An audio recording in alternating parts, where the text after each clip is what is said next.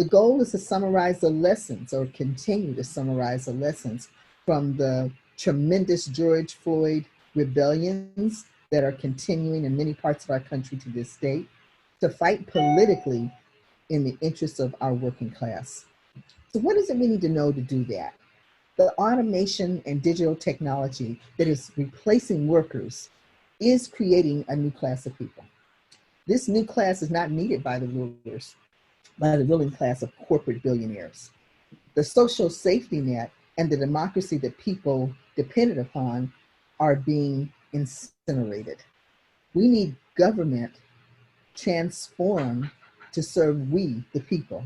We need a society where people control society, and so society can be structured in the interest of all of humanity and the earth.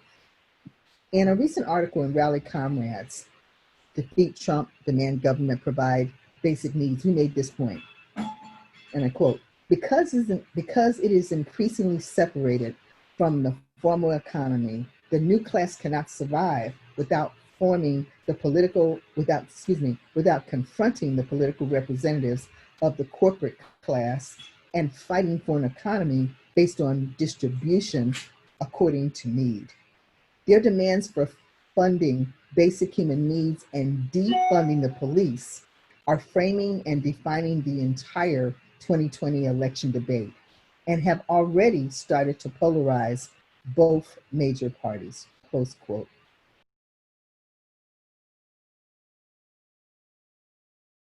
My name is Maria Estrada. I'm running, this is my second run for assembly in the 63rd district, which is Southeast Los Angeles. This area, Anthony Rendon, I believe, is the fourth speaker that's been inserted here by the Democratic Party. This is his 8th year in office. And the reason why the Democratic Party puts their speakers here is because this is a very poor, largely Latino community. Many of the people here are actually immigrants and not born in the United States or first generation American. So it's very easy to manipulate and control this area. So we have, you know, a lot of environmental issues, the Exide catastrophe that happened.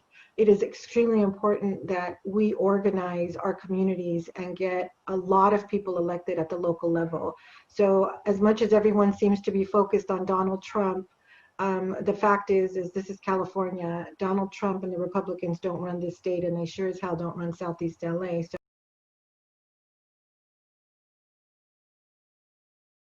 I'm kind of new to all this, but I know that I need to be involved and I know there needs to be change. So Jacob was unarmed and surrounded by a unit called the Covert Response Unit when he was killed. Again, 4 months after he was, I call it executed, he was unarmed. I got involved with making changes, and I got involved with all that anger and that hurt that I felt from losing my firstborn nephew, first grandson. Everything was really painful for me to deal with. I helped my sister raise him, so it was really hard. But I turned a lot of that into motivation with the hurt and the anger I felt. So I got involved with Debug. They were just supporting us, our family, through it. So when that happened, we collectively said we want alternatives. We don't want police coming out there to a mental health crisis. We want somebody else showing up that can, you know, de-escalate the situation, not escalate it. So we came up with a whole bunch of different areas that we wanted to defund, and that was, you know, taking away from certain areas in the police department their military-style weapons, their covert response units, their gang,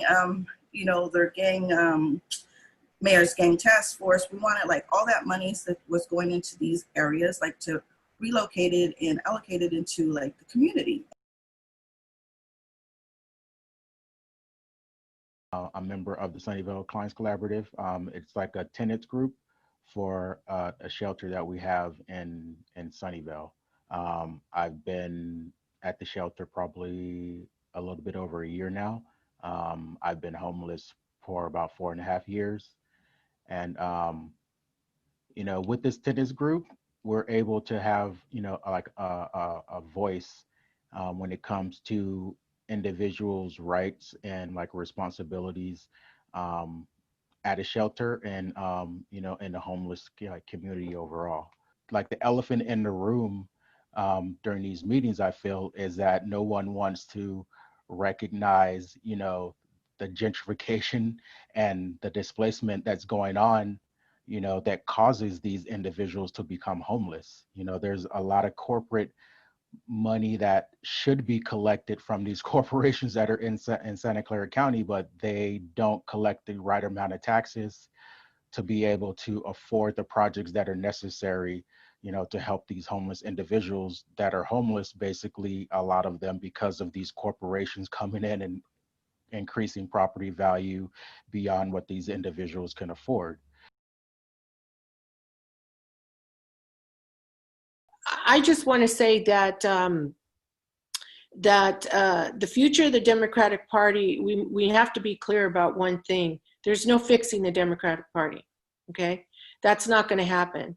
I'm not a Democrat to fix inside the party to fix the Democratic Party. I'm inside of the Democratic Party to infiltrate it and to work as not work, but as an organizer in my district to help families. The reality is that in my district, like Maria's, the voters there vote as Democrats. And I can tell you, I've had a lot of struggles in this party. I'm not very liked. They've tried to kick me out many times, and just makes me feel more encouraged to stay the pace and continue my political evolution inside and outside of the party. But the point is that being in the party sometimes means that you have to be in the space and in the face and in the arena with the people with the power. I believe in organizing inside, outside, and through any angle that it takes in your community to make a difference. People talk about, well, I'm waiting for the revolution. Well, really, what does that look like? History tells us that looks like the indigenous peoples fight back, the Chicano movement fight back, the Black people's movement fight back, the Civil Rights movement, the Labor Party, the Workers' Party movement fight back.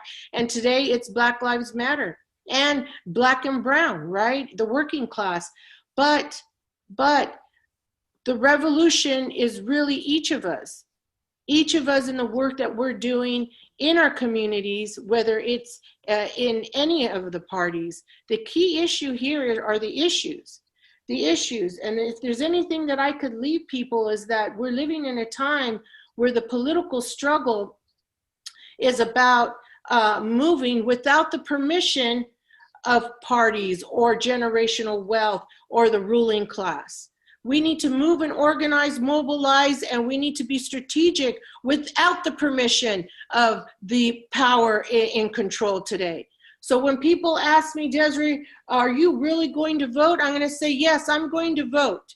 I'm going to vote because that's my constitutional right, and that's my individual right, and because we cannot afford another 4 years of Trump.